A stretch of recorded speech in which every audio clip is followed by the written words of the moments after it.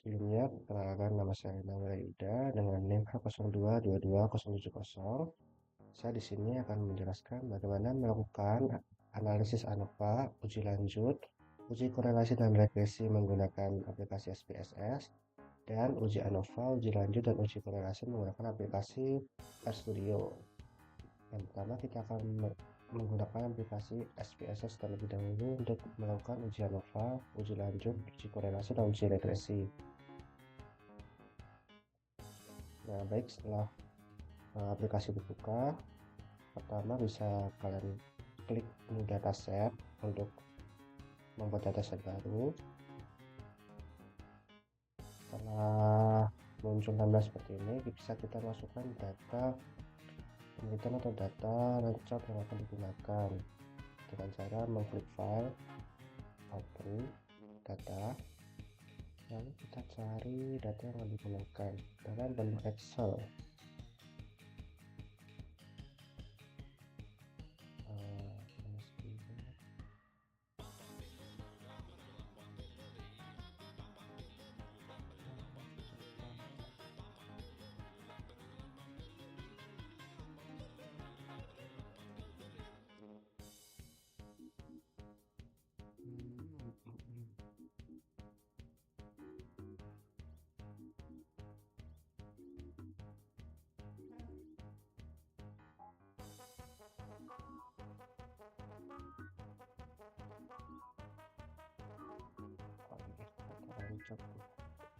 Kita open saja. Nah, nanti akan muncul seperti ini. Kita oke saja terlebih dahulu. Nanti akan muncul data seperti yang ada di Excel-nya, seperti ada ulangan, kasus pupuk, motor, kombinasi, KTK, dan penyebutan namanya. Sebelum kita melakukan analisis, kita harus mengubah terlebih dahulu untuk ulangan ini kita ubah menjadi string, karena untuk ulangan sendiri tidak kita lakukan analisisnya. Oke, sudah string dan menarik. Kemudian kita kembali ke data view, lalu kita akan melakukan uji ANOVA terlebih dahulu dengan cara pertama klik analyze, lalu kita pilih yang general linear model, lalu kita pilih univariate. Nah, kita ingin menganalisis apakah KTK dipengaruhi oleh variabel ini. Bagaimana caranya? Kita tinggal pertama masukkan dependent variabelnya yaitu KTK, lalu fix faktornya ini adalah ulangan, dosis pupuk, dan kelator. Lalu kita setting terlebih dahulu di modenya, kita ubah menjadi bool terms. Ini kita masukkan semua terlebih dahulu, ulangan, dosis pupuk, dan kelator. Lalu kita tambah dengan interaksi antara dosis pupuk dengan kelatornya dengan cara pertama klik terlebih dahulu di dosis pupuk, kemudian tahan tombol CTRL, kemudian klik di kelator. Nah, lalu akan muncul di sebelah kanan ini yaitu interaksi antara dosis pupuk dengan kelator. Kemudian kan kita continue, lalu kita setting di post hoc testnya. Karena di post hoc test ini kita hanya akan menganalisis dosis pupuk dan kelatornya, maka ulangan tidak dimasukkan dalam post hoc test formnya. Kemudian untuk yang di bawah ini yang kita centang adalah berikan. Lalu kita tinggal continue dan kita oke saja. Nah, nanti akan muncul hasil yang seperti ini.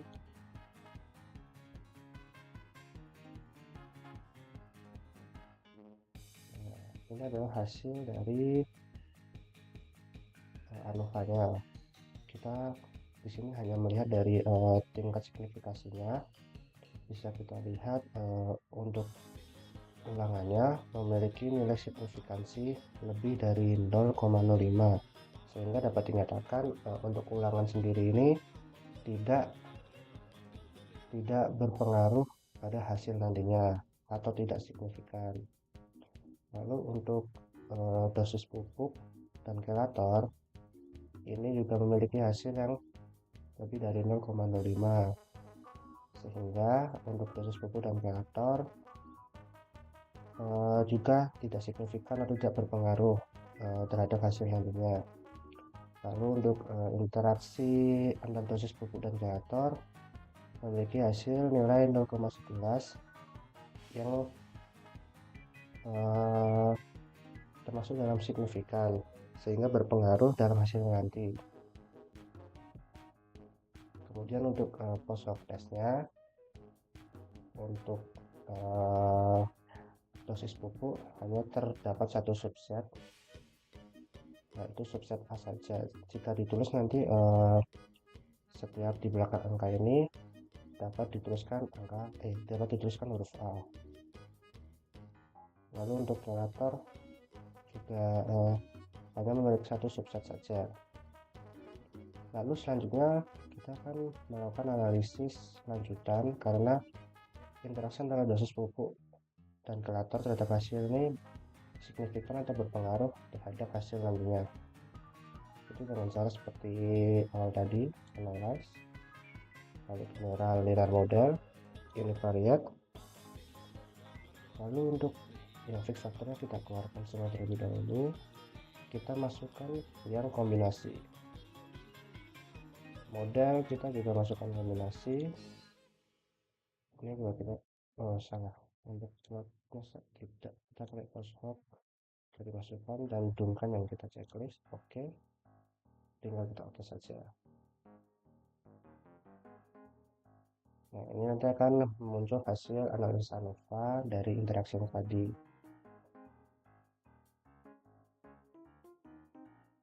Ini juga akan memunculkan hasil dari post hoc test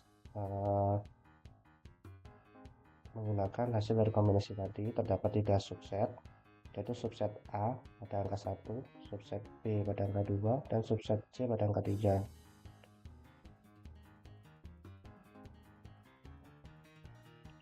Oke, selanjutnya setelah diketahui seperti ini, dapat kita lakukan uji korelasi antara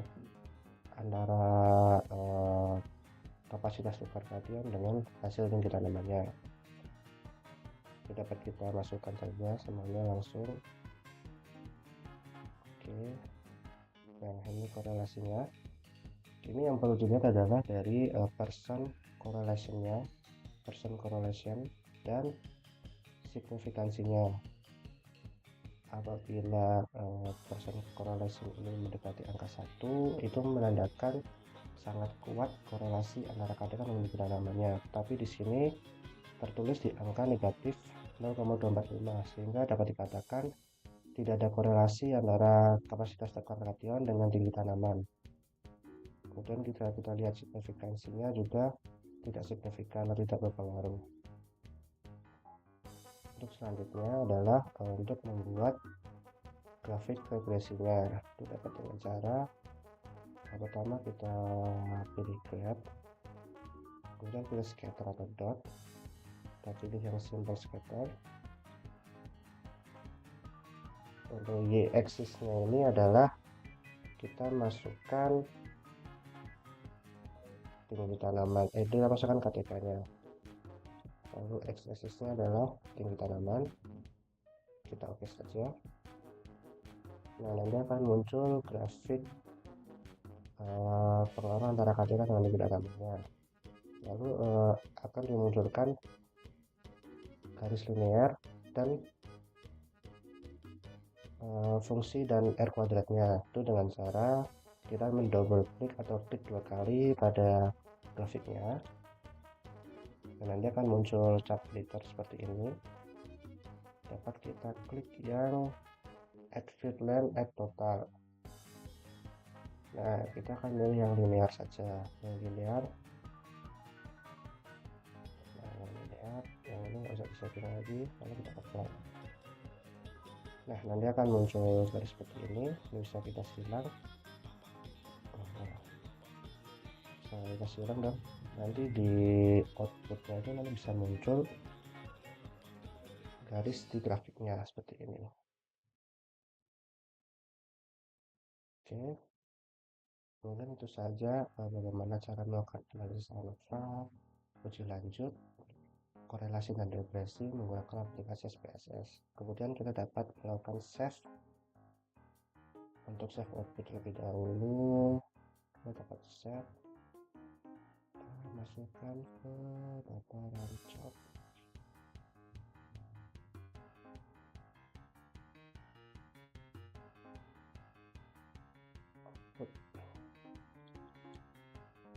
Output rancok. Save. Nah, ketika sudah di save nanti bisa langsung di close saja. Lalu untuk datasetnya ini juga bisa dilakukan save lebih dahulu sebelum di close.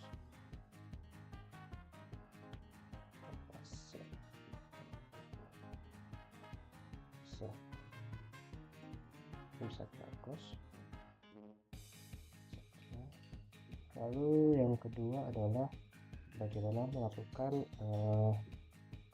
analisis ANOVA, uji lanjut dan korelasi menggunakan RStudio.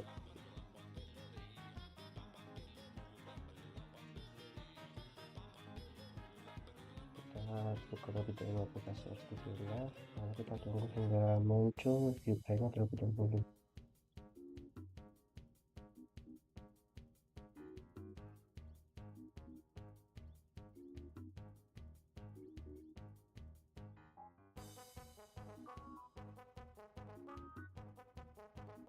Ini sudah login. Ini nanti adalah UI pertama ketika kita menggunakan RStudio. Lalu sebelum kita melakukan analisis ANOVA, uji lanjut dan korelasi pada aplikasi RStudio, sebenarnya dari awal kita memerlukan untuk menginstal terlebih dahulu package atau seperti extension yang akan digunakan untuk pada saat analisis nanti.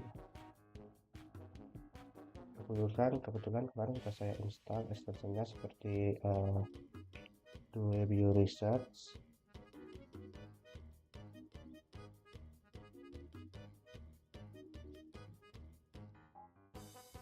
lalu RxL, kemudian ada ggplot 2,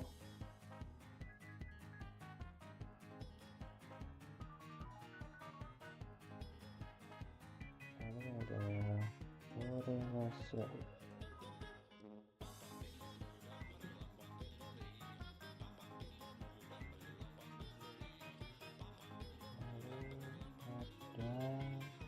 ggplist,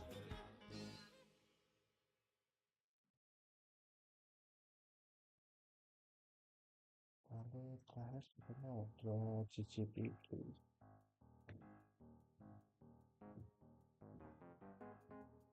Nah, setelah sudah, langkah yang perlu dilakukan adalah memunculkan kolom script terlebih dahulu dengan cara bisa klik di pojok kiri dan lupa, kita klik aja, lalu pilih RScript.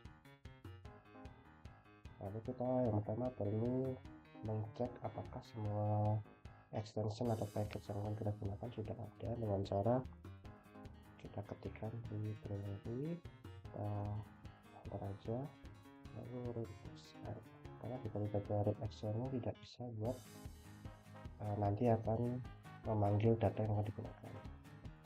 Nah, apabila di bawah sini sudah ada library data, itu sudah dapat digunakan. Lalu yang kedua, research. Kalau kita lihat, nah di sini sudah ada, jadi sudah bisa digunakan untuk melakukan analisis ANOVA dan uji lanjut. Lalu bagaimana kita cara memunculkan data di RStudio? Caranya adalah kita berpindah ke kolom kanan, ada environment, history, connection, dan tutorial. Kita klik ya environment, lalu kita klik ya import dataset, lalu kita pilih from Excel. Nah, dia akan muncul seperti ini. Kita browse aja, pilih di tempat kalian dimana menyimpan data rancoknya.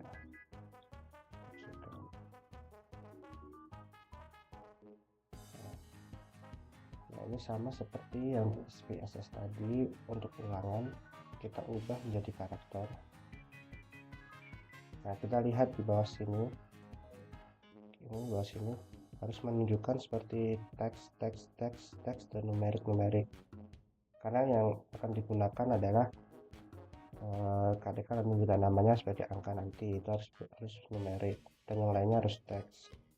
Lalu kita import saja. Nah, begini tampilannya. Ini nanti ada data yang akan digunakan untuk melakukan analisis ANOVA, wilayah, dan korelasi. Lalu yang pertama adalah kita akan melakukan analisis ANOVA. Kita dapat mengetikkan di kolom script sebagai analisis. Ini adalah nama data nanti yang akan dilakukan printnya, analisis.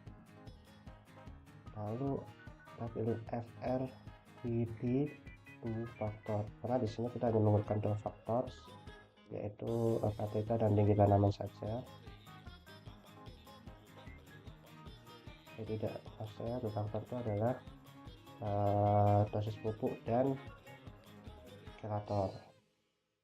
Lalu kita di sini, nah untuk di tanda kurung ini sendiri kita perlu memanggil data kita dengan cara ketik saja nama datanya. Nah, pilih yang data rancot yang ada titik global NV nya, data rancot, kemudian masukkan kurung siku. Nah, tujuan dari kurung siku ini adalah untuk memilih kolom mana yang akan dianalisis. Jadi kita kan di sini akan menganalisis dari KTK dan tinggi tanamannya, sehingga kita akan memasukkan kolom 1, 2, 3, 4, 5 dan 6, kolom 5 dan 6 saja. Kita ketikkan 5.2, 6, kemudian koma, kita panggil lagi data rancot dolar untuk memanggil menggunakan kolom mana yang akan analisis. Kita masukkan ulangan, koma, masukkan lagi data rancot, dan dolar lagi, kita masukkan dosis pupuk, kita koma lagi, data rancot,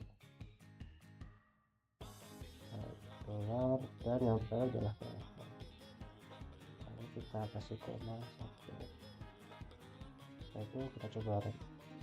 Nah, apabila di bawah sini sudah ada ini tandanya tidak ada error, sehingga hasil analisis ANOVA sudah dapat di print dengan cara kita ketikkan saja print. Nah, ini sudah ini, lalu kita masukkan analisis dan kita run.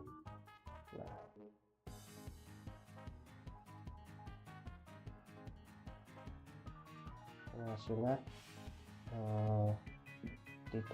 tidak berbeda sebenarnya dengan hasil dari SPSS, tapi di sini lebih memudahkan kita memahami signifikasinya. Kita dapat lihat di sini untuk PR atau lebih dari F ini adalah signifikansinya. Dapat kita lihat faktor A ini adalah faktor dosis pupuk. Ini memiliki signifikansi 0,5, sehingga tidak signifikan atau tidak berpengaruh pada hasil penelitian. Kemudian ada faktor B, ada faktor kelator, memiliki nilai signifikansi 0,47, sehingga tidak signifikan atau tidak berpengaruh. Dan yang terakhir adalah ada faktor A, dua faktor B, ini adalah interaksi antara dosis pupuk dan kelator, memiliki nilai signifikansi sebesar 0,01, yang berarti ini ada tanda 1 bintang, yang berarti signifikan saja atau berpengaruh nantinya pada hasil penelitiannya. Kemudian ini ada satu normalitas mendapatkan p-value sebesar 0,9388.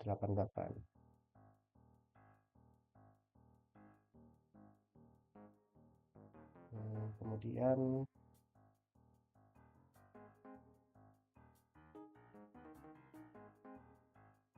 nah, ini ada kalau di SPSS tadi itu namanya adalah post hoc test.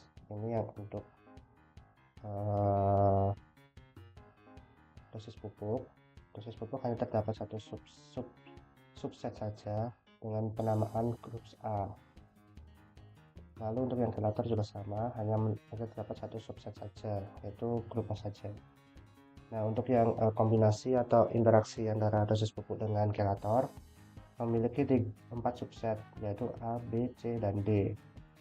Di sini ada P0K1 termasuk dalam subset A, untuk P2K0 termasuk dalam subset AB, P2K2 termasuk dalam subset ABC, P1K1 termasuk dalam subset ABCD, dan P1K0 juga termasuk dalam ABCD, P0K2 termasuk dalam subset BCD, P2K1 termasuk dalam subset CD, P1K2 termasuk dalam subset CD juga, dan yang terakhir P0K0 termasuk dalam subset D.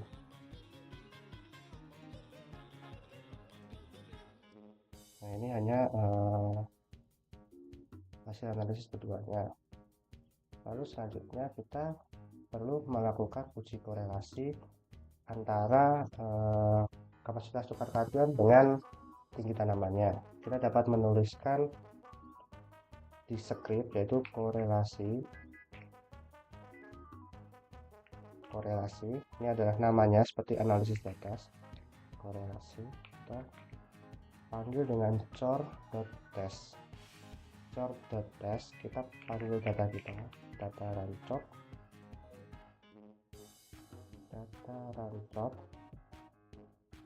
kita panggil KTK,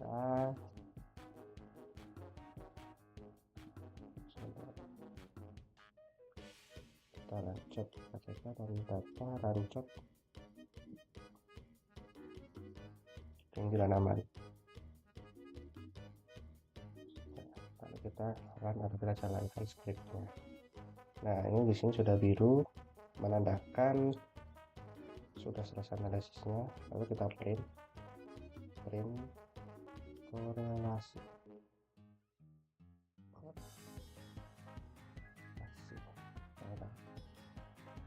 Nah, ini juga memiliki hasil yang sama dengan yang seperti di SPSS, mendapatkan nilai korelasi negatif 0,244 yang menandakan yang menyatakan bahwa antara kapasitas tukar kation dengan tinggi tanaman tidak sama sekali memiliki korelasi. Dan di sini merupakan nilai P value sebesar 0,1499 yang berarti sangat tidak signifikan. Di sini dapat diartikan sebagai kapasitas tukar kation dan tinggi tanaman sangat tidak signifikan dan tidak memiliki korelasi antar keduanya. Lalu untuk yang terakhir adalah kita akan membuat grafik interpretasi dari korelasi ini antara KTK dengan tinggi tanamannya, yaitu kita dapat melakukan memanggil script ini. Kita perlu mengecek terlebih dahulu di library kita cek GG22 kita akan dulu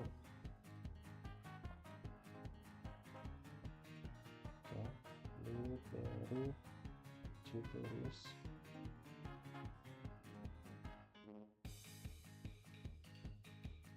Oke, sudah.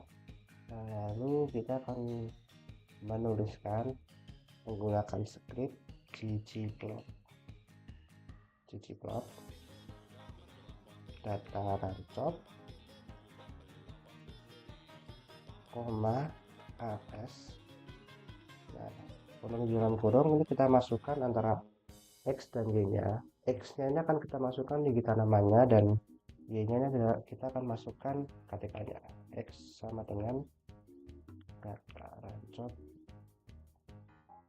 koordinat tinggi tanaman, dan Y-nya kita masukkan KTK-nya.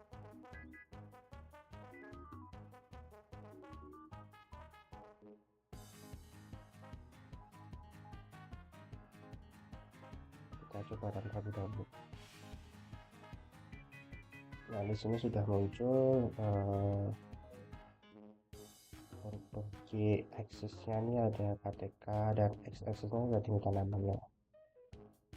Lalu untuk memunculkan titik-titik dan garis linearnya dapat ditambahkan script biom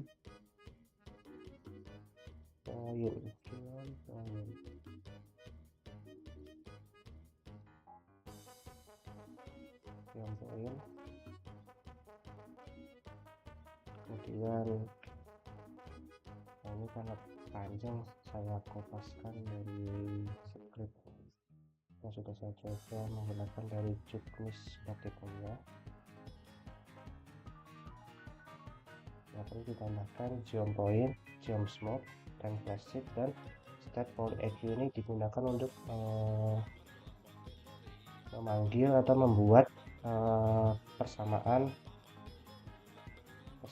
dan garisnya nantinya. Coba kita run dulu. Error.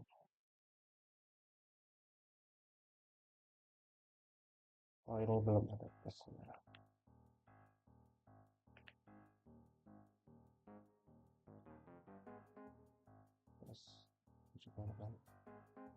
Nah, nanti akan muncul seperti ini. Ini ada persamaan Y-nya dan ada R kuadratnya, dan di sini sudah muncul garisnya. Baik, mungkin itu saja bagaimana cara melakukan analisis ANOVA, uji lanjut, korelasi dan regresi menggunakan SPSS, dan analisis uji ANOVA, uji lanjut, dan uji korelasi, serta interpretasi korelasi dengan menggunakan aplikasi RStudio. Jadi hasil dari data yang telah dianalisis yaitu antara KTK dengan tinggi tanaman tidak memiliki korelasi yang sangat signifikan. Kemudian untuk faktor dosis pupuk sangat tidak signifikan pada hasil penelitian. Kemudian ada faktor kelator juga sangat tidak signifikan pada hasil penelitian. Yang terakhir adalah faktor antara interaksi dosis pupuk dengan kelator yang signifikan pada hasil nantinya. Sekian video dari saya. Terima kasih.